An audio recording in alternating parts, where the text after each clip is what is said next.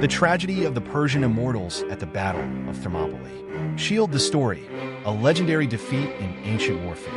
In 480 BCE, during the Greco-Persian Wars, the Persian Empire, one of the most powerful forces in history, launched a full-scale invasion of Greece under the command of King Xerxes I. His army, numbering hundreds of thousands, sought to crush the independent Greek city-states and expand Persian control into Europe. However, standing in their way was a vastly outnumbered yet highly determined force of Greek warriors, led by King Leonidas of Sparta. The battle would take place at Thermopylae, a narrow mountain pass that served as a strategic gateway into central Greece. Despite their overwhelming numbers, the Persian forces would be met with fierce resistance, and what should have been an easy victory for Xerxes turned into one of the most humiliating defeats in Persian history. Crossed swords, the Persian Immortals, the legendary fighting force. Among Xerxes' massive army was an elite unit known as the Immortals, 10,000 hand-picked warriors, highly trained, heavily armored, and feared across the ancient world. Their name came from the belief that their numbers never diminished. If a soldier was killed, he was immediately replaced, giving the illusion that they were truly immortal. The Immortals were expected to easily overpower the Greeks, particularly since the Persian army had already faced little resistance on their march through northern Greece. However, they soon discovered that Leonidas and his warriors were no ordinary opponents. Shield, the battle begins, a shocking resistance. As the Persian forces arrived at Thermopylae, they were confronted by 7,000 Greek warriors, including the legendary 300 Spartans, 700 Thespians, and other allied forces. But Leonidas had a major advantage: the terrain. The narrow pass of Thermopylae neutralized the Persian advantage in numbers, forcing them to fight in tight, controlled spaces where the superior Greek phalanx formation dominated. The Greek hoplites, armed with long spears, heavy bronze shields, and thick armor, stood shoulder to shoulder, forming an impenetrable wall of warriors. The Persians, lightly armored and wielding shorter weapons, struggled to break through. Wave after wave of Persian infantry crashed against the Greek phalanx, only to be repelled with devastating losses. Xerxes, frustrated by the failure of his standard troops, decided to send in his most feared warriors, the Immortals. Fire, the Immortals meet their match. The 10,000 Persian Immortals, dressed in their distinctive golden masks and scale armor, advanced confidently, expecting an easy victory. However, as they clashed with the battle-hardened Spartans and their Greek allies, it became clear that they were not invincible after all. The Greeks fought with brutal efficiency, using their superior training and discipline to hold the line against repeated immortal charges.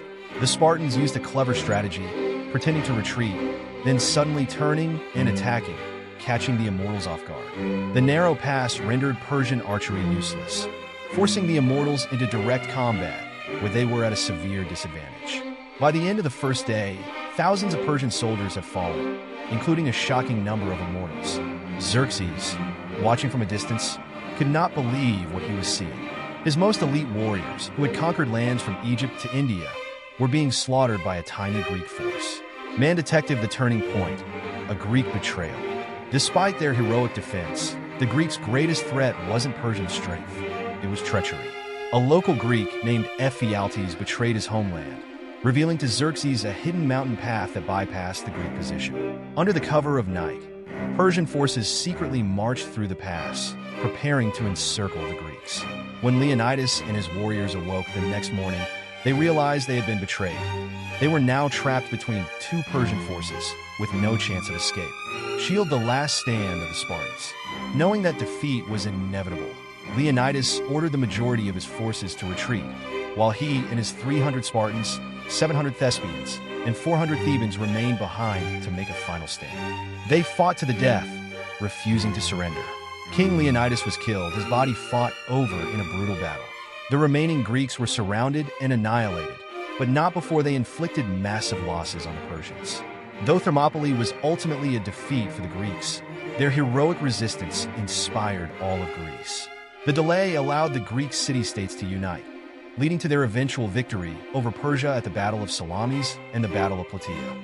Magnifying glass still to the left legacy, the death of the immortal myth. The Battle of Thermopylae shattered the illusion of Persian invincibility.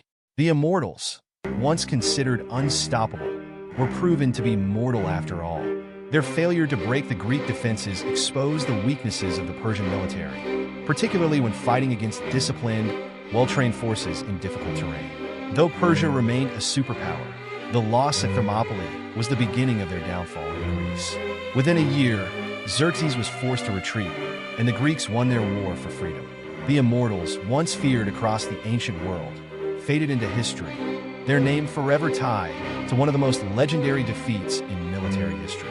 Clapperboard conclusion, a battle that echoes through time. Even today, the story of Thermopylae is remembered as a symbol of courage, sacrifice, and resistance against impossible odds. The Persian Immortals, despite their elite status, met a tragic and humiliating fate at the hands of a much smaller but determined force. This battle reminds us that even the mightiest warriors can fall if they underestimate their opponents. What do you think? Was this the greatest underdog battle in history? Let us know in the comments. Don't forget to like, share,